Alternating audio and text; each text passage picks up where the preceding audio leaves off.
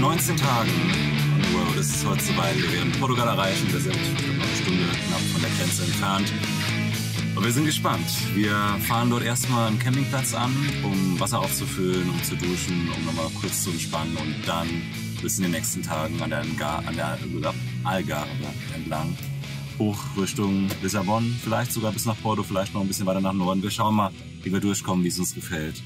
Herzlich willkommen zu Folge 5, die letzte Folge, in der ihr auch wirklich Landschaftsbilder und Videos zu sehen bekommen werdet. Die letzte Folge vor unserer Heimfahrt. Und ja, es ging nach Portugal. Wir kamen nach, ich glaube, 3 Wochen in Summe dann tatsächlich an, sind über die Grenze gefahren nach Portugal. Diesmal minimal spektakulärer, zumindest gab es hier eine Brücke, die irgendwie gezeigt hat, du tust gerade irgendwas, du überquerst gerade eine Grenze.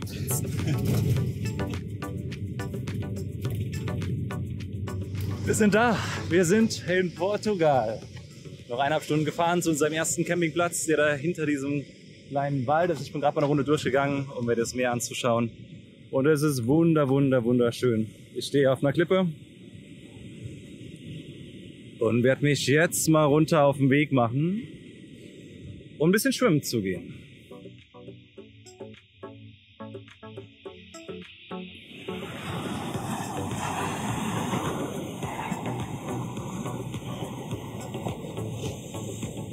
Uns zur Aufgabe gesetzt, dort so ein bisschen Toilettensamariter zu spielen. Wir mussten uns irgendwann mal Toilettenpapier kaufen und die kriegst du nur in so riesigen Päcken. Und dann haben wir auch gemerkt, dass diese Rast, selbst diese Campingplätze dort, also auf kein Toilettenpapier hatten und dann einfach angefangen, sämtliche Toiletten mit Klopapier auszustatten. Und während wir das getan haben, haben wir natürlich versucht, auch Portugal so gut wie es geht zu genießen, so gut wie es geht zu sehen, auch wenn wir tatsächlich wenig Zeit hatten. Wir hatten so 4-5 Tage Portugal angedacht, was natürlich viel zu wenig ist. Aber wir hatten halt eben keine Zeit mehr. Wir mussten zurück nach Deutschland. Und so sind wir gestartet, an der Algarvenküste entlang. Erster Campingplatz, Wassertankproblematik. Ich will mal noch mal darüber reden. Ja, ich habe schon von ein paar Leuten gehört, die das hier gesehen haben und so, du dummer Idiot, du kannst das einfach mit der Gießkanne machen. Ja, theoretisch kann man das auch. Das Problem war nur, ich hatte das zu Hause mal ausgetestet mit der Gießkanne und du kamst da nicht so richtig ins Loch rein. Da hat so ein Stückchen gefehlt und dann ging irgendwie alles daneben so wassermäßig. Gut, dann hatten wir versucht, das uns mit einer Plastikflasche, das wurde auch, glaube ich, 1-2 Mal genannt von Leuten, die mir geschrieben haben während der Reise, so, ey, mach das mit einer Flasche, mach da ein Loch rein, dann kippt das in die Flasche. Auch das haben wir probiert. Das Problem ist nur, das funktioniert, aber hat sehr lang gedauert. Zu lang gedauert. Das ist so ein bisschen, wenn du da deine, weiß ich nicht, 90 Liter, nee, so viel sind es nicht, 50 Liter, 60 Liter Wasser füllen willst und dafür eine Stunde brauchst, wegen dieser Plastikflaschenproblematik, es war nicht zweckmäßig. Und als effizienter Deutscher war das dann einfach keine Option gewesen. Und stattdessen habe ich dann immer mehr gelernt, so wie man gut zielt und das mit dem Bett hochklappen einfach da so aus der Gießkanne freihand reinkippt. Das hat auch am Ende echt gut funktioniert. Also es ging meistens fast gar nichts mehr daneben. Ging auch nichts kaputt. Also wie gesagt, die Ausstattung dort scheinbar alles wasserfest. Würde ich nach meinem kleinen Selbstexperiment so einschätzen. Und noch eine gute Sache ist, wenn man das direkt von innen befüllt hat, man hat nicht die Problematik, dass man diesen Wassertank von außen aufbekommen muss, denn das ist eine Sache, so Benzintank hier, so Dieseltank, das habe ich mittlerweile verstanden, wie dieses System funktioniert. Dieser Wassertank, diese Decke, für das von außen aufzufüllen, ich habe keine Ahnung, wie es aufgeht. Ich krieg's manchmal hin, manchmal so gar nicht. Es ist gut, dass wir keinen Schlauch dabei haben, um das hier drüber zu befüllen.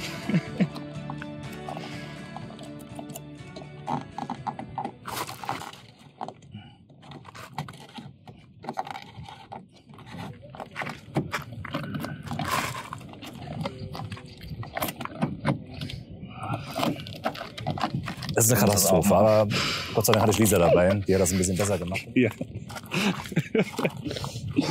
Nehmen Sie.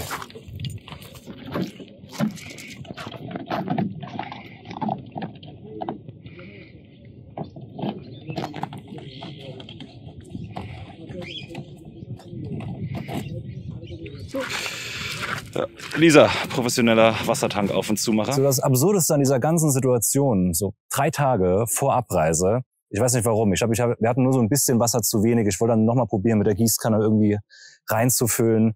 Und tatsächlich haben wir 3 Tage vor Abreise dann gemerkt, scheiße. Als ich das damals mit der Gießkanne getestet hatte, und wie schon gesagt, ich habe die reingesteckt und dann ging halt immer sehr viel daneben, man konnte die mit ein bisschen Kraft noch ein bisschen weiter reinstecken. Das Und tatsächlich hat es dann auch funktioniert.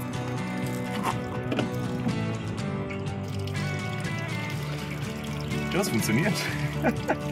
Ich war aber auch ziemlich viel daneben. Ja, ich war der Meinung, das funktioniert nicht, weil viel daneben läuft, aber ich glaube, ich will auf jeden Fall drin fluppern. 3 Tage vor Heimreise haben wir das gemerkt. Wir hätten uns also die ganze Chose dauerhaft sparen können. Aber wie gesagt, bin jetzt ein sehr zielsicherer Gießkannengießer geworden. Also vielleicht mal irgendwann, weiß ich nicht. Man weiß nie, für was man Dinge in seinem Leben gebraucht. Ich kann auf jeden Fall gut zielen mit Gießkannen. Vielleicht für zukünftige Gärtnertätigkeiten. Hatten übrigens dann dieses Mal auch das erste Mal die Situation gehabt, dass wir losgefahren sind. Wir hatten den Wassertank voll gemacht, voll, bis irgendwann Wasser rausgelaufen ist wieder. Und sind losgefahren und dann hat's gepiept und so stand 100% da. Ich so, scheiße. So Dingens blinkt und macht Geräusche. Ah, das ist Grauwasser, das voll ist. Ah. Das hatte ich doch vor der Laura hat mich das doch vor der Reise gefragt, so, ob man mit vollem Wassertank fährt oder nicht. Und ich dachte, scheiße, vielleicht soll man das wirklich nicht. Und es gibt eine Fehlermeldung. Und dann aber schnell gemerkt, dass es das Grauwasser war, das 100% erreicht hatte. Das ist ein guter Punkt, um das zu entleeren. Grauwasserentsorgung. Mittlerweile klappt das mit dem Einparken echt ganz gut. Wir müssten langsam unseren Camper ein bisschen sauber machen von außen. Und dann denke ich mir so, wäre nicht mal in der Lage, den Wassertank wie ein normaler Mensch zu befüllen. Wir sind so die Algarvenküste entlang gefahren. Leider, wie gesagt, mit viel zu wenig Zeit. Aber das war beeindruckend, was wir da landschaftlich gesehen haben, auch wenn es nicht viel war. Wir haben eine kleine Wanderung gemacht und das sind so diese Bilder, die man kennt von der Algarve. Deshalb fahren, glaube ich, auch viele Leute zur Algarve, weil man weiß, wie schön es das ist. Und das war wirklich atemberaubend. Das Einzige, was so ein bisschen absurd war auch so damals der Gedanke, hey, wir könnten eine Kajaktour vielleicht machen und haben dann so diese Kajaks gesehen, die dort Kajaktouren gemacht haben und man kennt das ja, man stellt sich das vielleicht so sehr romantisch vor mit einem Kajak so in Höhlen und siehst dann, dass da 100 Kajaks in Schlange stehen und zusammen da rumpaddeln. Ich glaube, das war auch so Prämisse, um dir dort eins zu mieten, dass du das in Natur machen musst. Und ich habe das ja nur gesehen von oben, aber dachte mir so, hey, das sieht gar nicht mal so geil aus, weil alles mit Leuten so voll war. Deshalb keine Kajaktour für mich. Stattdessen, wie gesagt, wunderschöne, tolle Ausblicke von Felsen. Auch am ersten Campingplatz, den wir damals hatten, da bist du so ein bisschen nach hinten gegangen und konntest dann hast an diesen Klippen gestanden und konntest runterschauen, konntest meistens auch irgendwo dann runtergehen, ein bisschen Strand, ein bisschen Wasser gehabt, ein bisschen abkühlen. Und das wurde auch nötig, denn tatsächlich wurde es immer heißer, wo wir dort unterwegs waren. Da waren selbst die sehr kalten, ich dachte so, in Portugal nachher wird's Wasser warm. Das war das kälteste Wasser, das wir hatten auf dieser Reise. Aber wie gesagt, bei 36, 37 Grad und gerade noch ein bisschen Treppen steigen mussten, um dorthin zu kommen ans Strand, war das angenehm.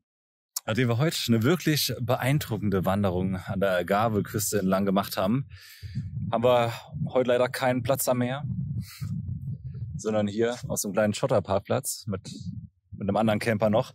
Das ist tatsächlich so eine Sache hier in der Ecke von Portugal, die leider nicht so einfach ist. Hier sind fast überall keine Camper erlaubt am Meer. Das wird sich, denke ich, so Mittelportugal Richtung Porto ändern, hoffe ich zumindest.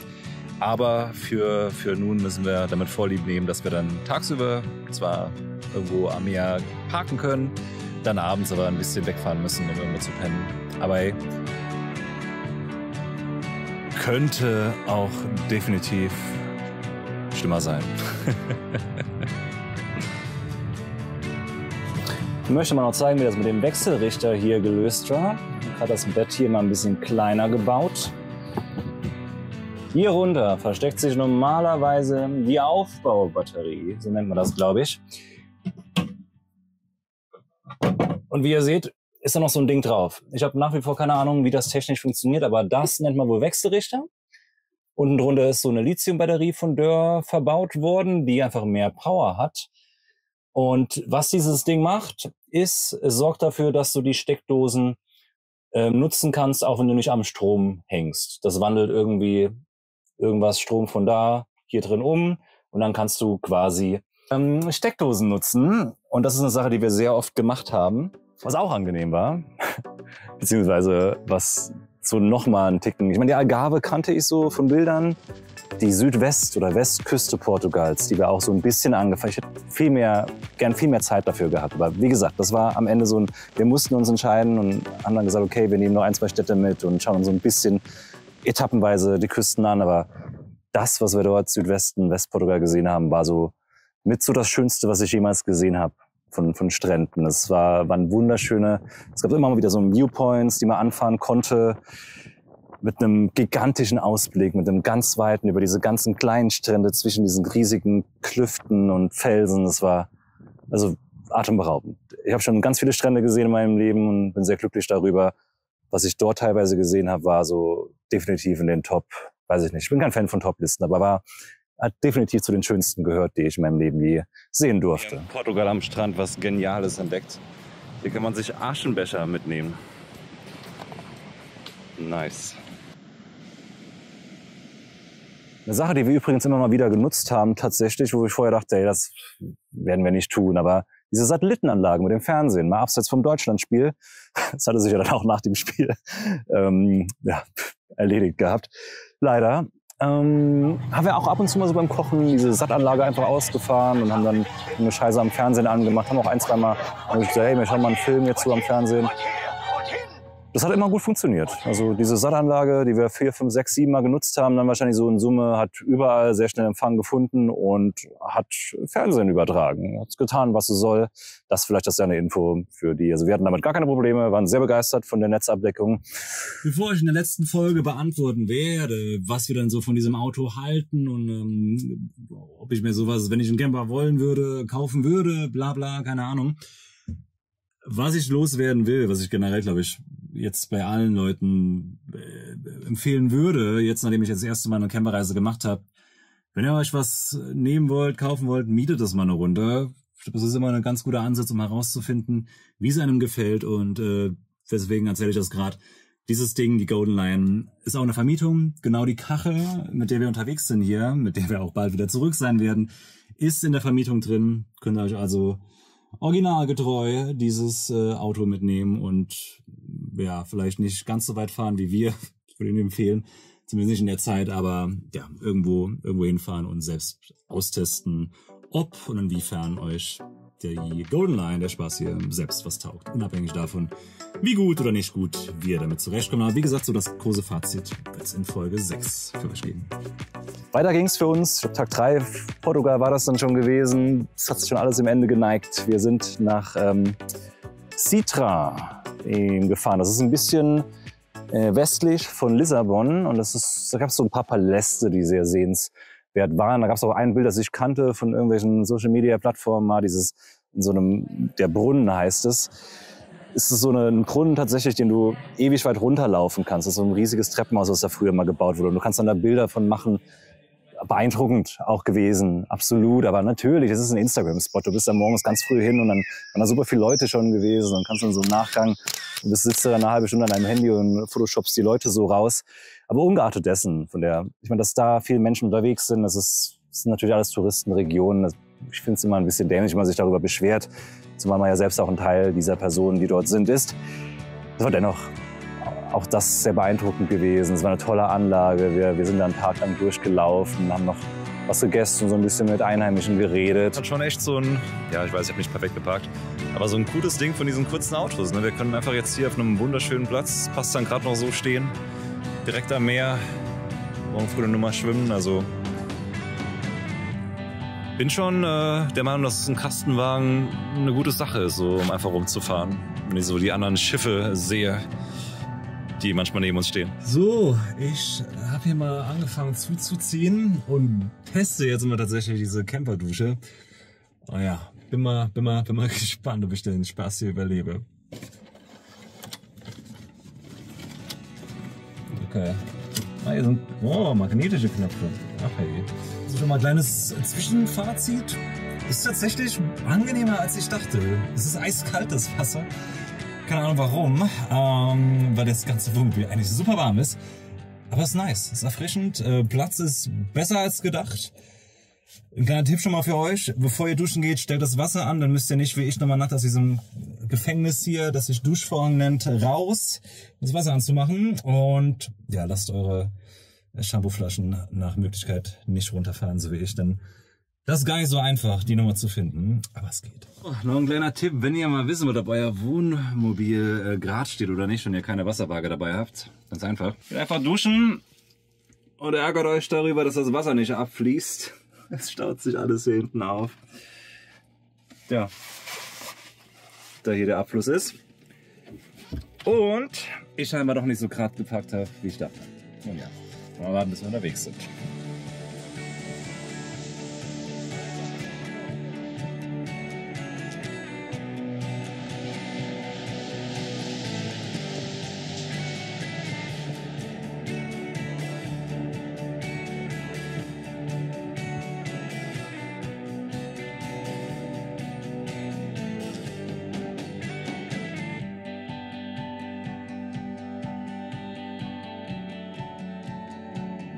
Sind dann von dort nach Porto gefahren.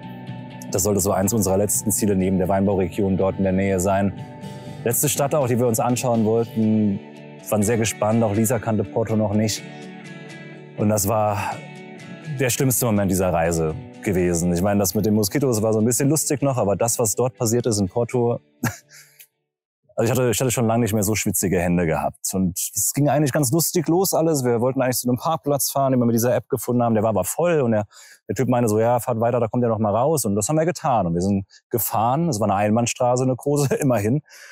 Aber es wurde eng. Und wir haben auch noch am Anfang ein bisschen gefilmt. Ihr seht das hier. Es wurde immer enger, Leute, Touristen an den Seiten. Und ich war froh, dass ich diese 5000 Kilometer vorher schon zurückgelegt hatte und ein halbwegs erfahrener Fahrer mittlerweile zumindest war. Aber das war dann schon so ein bisschen, das hat sich angefühlt wie einen Meisterbrief zu machen im Kastenwagenfahren. Es hat dann so eine gewisse, ja, guten Batzen Selbstbewusstsein gebraucht. Ich so, okay, einfach fahren, es wird schon passen, es wird schon passen. Und es ging und es hat sich auch noch okay angefühlt, bis wir dann so eine kleine Kurve gefahren sind und dann sah es erst nach Parkplatz aus und dann haben da aber zwei Autos so geparkt, dass ich da dachte, ich nicht durchpasse. Lisa ist dann an dieser Stelle, endet das Video auch, weil Lisa ausgestiegen ist und geschaut hat und mich dann so ein bisschen gelotst hat. Das hat dann so haarscharf gepasst. Dann so, okay, alles gut. Und dann tatsächlich gab es dann eine kleine Parklücke. Also es war keine Parklücke, es war einfach ein bisschen Platz am Rand von diesem Haus und man ist an der Seite auch noch gut vorbeigekommen, obwohl ich mit dem Camper natürlich ein bisschen breiter bin als die BKWs, die dort geparkt haben. Aber es war so, okay, hier können wir parken, hier ist gut. Abgestellt, nochmal geschaut, Seitenspiegel eingeklappt. Und jetzt ist jetzt eingeparkt. Ich habe zum ersten Mal den Spiegel rumgeklappt. Katastrophe hier. Katastrophe. Aber ja. Wir sind dann in die Stadt gelaufen. Und dann ging das Problem los. Wir sind ausgestiegen, sind Richtung Stadt gelaufen, sind eine Kurve weiter um die Kurve abgebogen zu Fuß und haben dann gesehen, dass es dort mit unserem Camper nicht mehr weitergehen wird. Der Weg zurück zur Straße hat auf einer ganz engen Straße entlang geführt. Es gab auch keinen anderen Weg und dann wären wir nicht durchgekommen. Nichtsdestotrotz, es war schon 7 Uhr, wir wollten den Porto noch sehen, bevor es dunkel wird. Wir sind dann weiter in die Stadt. Beeindruckend, aber es war nichts, was ich genießen konnte, weil in meinem Kopf war die ganze Zeit, okay, scheiße, wenn es da keinen anderen Weg gibt. Ich wusste, es gab noch eine andere Straße, weil wenn diese Straße auch zu eng sein wird, haben wir ein Problem, wir kommen nicht mehr raus. Ich habe keine Ahnung, was wir gemacht hätten. Rückwärtsfahren war keine Option, war zudem eine Einbahnstraße und es wäre nicht gegangen. Und wir wären die normale Strecke definitiv nicht durchgekommen. Und die einzigen Camper dort, alle haben auch schon so komisch geguckt gehabt, das hat alles Sinn ergeben. Und sind dann zurück um 8:30 ans Auto. Ich bin diese andere Straße entlang gelaufen. Wir haben das gar nicht mehr gefilmt, weil das so schweißtreibend war. Wirklich, ich bin diese Straße 2 Kilometer abgelaufen zu Fuß, bevor wir da gefahren sind und meinte so, okay, wir könnten es schaffen. Es gibt 1, 2 Stellen, die super, super eng werden. Lisa auch mehrmals ausgestiegen. Manchmal kamen dann sogar noch Autos entgegen, die uns angeschrien haben, einen Vogel gezeigt haben. Portugiesen, die dann so, hier kannst du nicht durchfahren, geht nicht. Ich so, alter Dicker, ich muss hier durchfahren. Ich habe keine Wahl. Es gab keine Durchfahrtsverbotenschilder zumindest. Katastrophe. Es hat gepasst. Wir sind dort angekommen, an der Hauptstraße nochmal. Bin ausgestiegen, ich hatte gezittert noch. Ich habe erst mal 2 Zigaretten rauchen müssen, um irgendwie runterzukommen. Das war so, um Gottes Willen, das war einer der schönsten Momente dieser Reise, als ich dort nochmal einen Kreisverkehr gesehen habe. Und ich wusste, okay, ich bin nochmal auf verdammten Straßen. Weil wie gesagt, wir hatten keine Ahnung, was wir gemacht hätten. Was machst du mit so einem Auto? Nicht mal ein Abstellwagen hätte da durchgepasst. Also, Ist Gott sei Dank nicht rausgefunden. Wir haben es aus Porto rausgeschafft, sind dann abends noch eine erneut sehr schöne Strecke, von der man leider nicht so viel sieht auf den Videos, weil es schon dunkel wurde, hat gedämmert, zu einem ganz tollen Campingplatz gefahren in dieser Weinbau-Duro-Tal-Region. Das war so eine Sache, die wir als Abschluss machen wollten.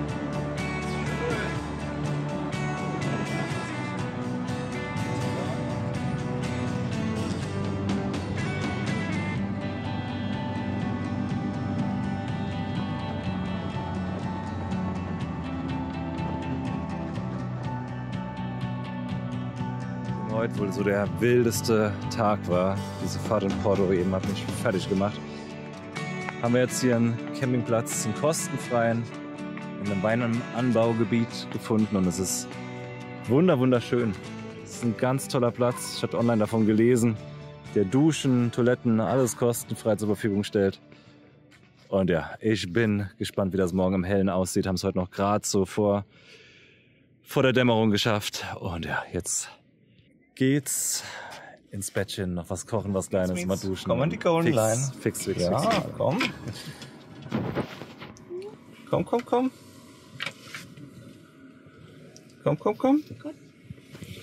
Das war so eine Sache, die wir als Abschluss machen wollten. Dort auch Portwein trinken, eine Flasche Portwein kaufen für meine Mom und ihren Freund, die gerne Portwein trinken. Das war so, wenn ihr es irgendwo kauft, kauft es dort. Das ist nicht so teuer wie in Porto und wesentlich besser als in Porto. Der Stellplatz am Tag, das ist Wahnsinn. Das ist, wie gesagt, ein kostenfreier Stellplatz. Hinten gibt es saubere Duschen, Toiletten, Wasser, alles kostenfrei. Wunderschöner Ausblick, es ist gar nichts los hier. Ich meine, abseits von dem Wohnwagen, der hier steht. Und ja, das ist tatsächlich eine sehr feine Sache von der Stadt, in der wir gerade sind hier. Ich, so mal die Kamera, habe gerade mal meine vorerst letzten Homeoffice-Tätigkeiten durchgeführt, gehe jetzt mal duschen, komplett verschwitzt, hier ist wieder bullenwarm. Und dann werden wir mal ein bisschen rumlaufen, werden heute einen gemütlichen machen, bevor es dann morgen Richtung Heimat geht. 4 Tage haben wir Zeit, ich glaube 200.000 Kilometer sind es. Wird angenehm. Hatten dort einen entspannten letzten Tag. Zwar ja, kurvenreiche, anspruchsvolle Straßen, aber nach Porto war so alles ja, scheißegal. Ich habe dann auch noch mal so zurückgedacht an die Anfänge der Reise, als wir so Cassis, glaube ich, hieß es, Cadiz in Frankreich rein sind und so. Oh Gott, die Straßen sind so eng. Und jetzt nach Porto war so alles, ja, die Straßen sind eng. Ich glaube, ich habe mich am Ende so ein bisschen gefühlt wie ein Camper, der das länger macht und dann mit seinen 9 Meter voll integrierten Schiffen dadurch irgendwelche Sachen durchfährt und sich so denkt, ja, scheiß drauf, ne, passt schon. Ja, das war so meine fahrerische Meisterprüfung. So hat sich das angefühlt. War sehr erfreut, dass es geklappt hat. Wir haben schöne 2 letzte Tage verbracht in Porto und haben dann die Heimreise angetreten. Ich wollte mal noch ein bisschen was zur Batterie, zu unserer Stromsituation irgendwie loswerden. Das wollte ich eigentlich schon früher mal machen. Jetzt ist es soweit. Als es gesagt wurde, okay, du wirst Homeoffice machen von unterwegs, war natürlich erstmal sehr wichtig, dass wir Strom haben hier im Camper. Denn ich hatte keinen Bock, mich auf Campingplätze zu stellen, wo ich mir ein Stromkabel ans Auto stecke. Das haben wir tatsächlich auf dieser Reise auch nicht ein einziges Mal machen müssen. Und was haben wir dafür gebraucht? Wir haben einen Wechselrichter gebraucht, so wurde uns gesagt, der dann dafür sorgt, dass man die Steckdosen auch nutzen kann, wenn man irgendwo autark steht, ohne dass ein Stromkabel eingesteckt ist. Und will man noch so ein bisschen über die Zeiten. Wir haben es ja jetzt, also ich habe es ja jetzt einen Monat lang quasi getan und natürlich auch rausgefunden, wie das so funktioniert mit dieser Lithium-Batterie, die auch verbaut wurde. Das ist übrigens ganz lustig, weil da gab es dann eine App, die man sich runtergeladen hat. Man hat dann immer gesehen, wie viel Prozent diese Batterie noch hat, was verbraucht würde, ob sie gerade am Laden ist, mit dem Solarpanel. Technische Sachen, von denen ich keine Ahnung habe. Ich kann euch aber sagen, wie lange ich Dinge nutzen konnte und konnte dann in der App schauen, was es so gezogen hat. Also was öfter vorkam, war, dass wir irgendwo gestanden haben, die Kaffeemaschine war angeschlossen, Laptop wurde geladen, also ich habe Homeoffice gemacht und das waren so Tätigkeiten, Laptop und Kaffeemaschine, die von dieser Batterie in einer Stunde so ungefähr 15 bis 12% gezogen haben. Also können wir theoretisch 6, 7, 8 Stunden hätten wir so irgendwo stehen können. Was dann noch dazu kommt, ist das Solarpanel, lädt die Batterie irgendwann so wieder ein bisschen gegen, lädt die ein bisschen auf, wie viel genau das ausmacht, keine Ahnung. Aber das war so das, was wir für uns gemerkt haben. Wir können 5, 6 Stunden theoretisch machen, was wir wollen, auch wenn wir abends mal sagen, ey, wir wollen einen Film gucken, meinen Privatlaptop kurz in Strom angesteckt und ja, das wird dann immer so 10, 15% gesaugt. Und hat sich während der Fahrt, diese Batterie, kann man sagen, so innerhalb von 3 Stunden hast du die nochmal von, weiß ich nicht, 10, 15% auf 80, 90% gehabt. Also jedes Mal, wenn wir am Tag nochmal unterwegs waren, hat es eigentlich gereicht, um diese Batterie nochmal auf den Punkt zu bringen, an einen Standpunkt zu bringen, an dem es einen Akkupunkt zu bringen, an dem man nochmal gezielt arbeiten kann. Also das ist tatsächlich eine Sache, mit der ich sehr zufrieden war. Und ich könnte mir auch nicht vorstellen, unabhängig davon, ob ich mir generell nochmal vorstellen könnte, sowas zu machen. Aber wenn ich einen Camper hätte, wäre das, glaube ich, eine Sache, die mir wichtig wäre, dass ich irgendwie in der Lage bin, muss ja nicht nur Homeoffice sein, wenn du mit deinem Laptop irgendwie, weiß ich nicht, was schauen willst, wenn du eine Kaffeemaschine anschließen willst, klar kann man das auch über ein Gas machen und weiß ich nicht was mit anderen Sachen. Aber ja, das wäre so eine Sache, die ich, glaube ich, nicht missen wollen würde. Und war da auch sehr angetan von der Leistung. Wie gesagt, ich dachte im Vorfeld, wir müssen ab und zu mal zu einem Platz, wo wir Strom haben. War nicht der Fall. Wir haben es nicht einmal gebracht. Wir haben einmal dieser Fahrt so wirklich die Batterie mal ausgeschöpft, komplett tutti leer, als wir 2 Laptops den ganzen Tag zusammen am Strom hatten. Aber ansonsten war das eine Sache, die sehr zufriedenstellend war. Wir wollten mit einer kleinen Unterbrechung heim direkt. Wir wollten in Arles, das ist so eine Stadt, in der Van Gogh mal gelebt hat und auch viele seiner Bilder dort gemalt hat in Frankreich. Das hatte ich Lisa noch versprochen, am Hinweg hatten wir es nicht geschafft. Das war so also unser einziger geplanter Punkt, an dem wir noch anhalten wollten. Und wie diese Fahrt, so diese Rückfahrt, die wir in 3 Tagen bewältigt haben, 2.500 Kilometer, so war, das werdet ihr in der nächsten Folge, in der letzten Folge, Folge 6 dann auch erfahren. Und in dieser nächsten Folge wird es dann auch nochmal konkret so ein bisschen, ja, um das so rückwirkend, so wie war diese Zeit gewesen, so ein bisschen rekapitulieren, wie war es, einen Monat im Camper zu leben für uns als Camp-Anfänger, wie zufrieden waren wir mit dieser Kache, was würden wir uns vielleicht anders wünschen, was hat uns gut gefallen an diesem Ding, würden wir die Reiseroute noch mal so wählen. Also das werden so Sachen, so wahrscheinlich auch im Interviewformat, in dem wir uns nächste Folge noch mal ausführlich mit beschäftigen werden. Ansonsten bleibt mir an dieser Stelle wieder nichts anderes übrig, als mich zu bedanken, dass ihr bis hierher dabei wart bei dieser Reise, bis fast zum Ende schon mal. Und ich sag dennoch, bis bald, bis zu Folge 6, der Rückfahrt mit anschließender Rekapitulation dieser 4-wöchigen Reise. Und das vielleicht zusammenfassend auch nochmal zur generellen Situation hier im Auto. Es wurden ja 2, 3, 4 Anbauten gemacht, bevor wir losgeschickt wurden an diesem Fahrzeug. Und zusammenfassend, jetzt wo wir über alle geredet haben, war das die SAT-Anlage, die oben drauf gesetzt wurde, dieser Wechselrichter, diese Batterie, da ist normal natürlich eine Batterie drin, da kam eine Lithium-Batterie rein, die, meine ich, 3-mal so viel Leistung hat oder Energie speichern kann wie eine andere, meine ich mal gesagt bekommen zu haben, die auf jeden Fall mehr Energie hergibt. Und das DSL-Modem-Gerät, das dafür gesorgt hat, dass wir hier dauerhaft ein WLAN-Netz haben, wenn es den Empfang gibt. Und mit dem WLAN-Netz dann auch quasi gearbeitet haben. Ja, das waren die, und den Fernsehen, den ihr hier seht, irgendwo da oben. Der wurde auch vorher reingebaut, damit wir nicht nur Fernsehen schauen können und das tolle Deutschlandspiel nicht verpassen, sondern zum Homeoffice machen auch, damit ich einen zweiten Bildschirm hatte, mit dem ich arbeiten konnte. Das waren quasi die, ich glaube 5 waren es dann jetzt in Summe, Anbauten, die zu dieser Grundausstattung von dem Auto, wie das normal verkauft wird, dazu kamen, der Vollständigkeit halber. Und ihr kennt das Spiel. Wenn ihr da irgendwie wissen wollt, was genau da verbaut ist oder weiß ich nicht was, ich habe keine Ahnung, aber unten in die Videobeschreibung wird's wissen. Da werdet ihr das sicherlich dann nochmal verlinkt bekommen.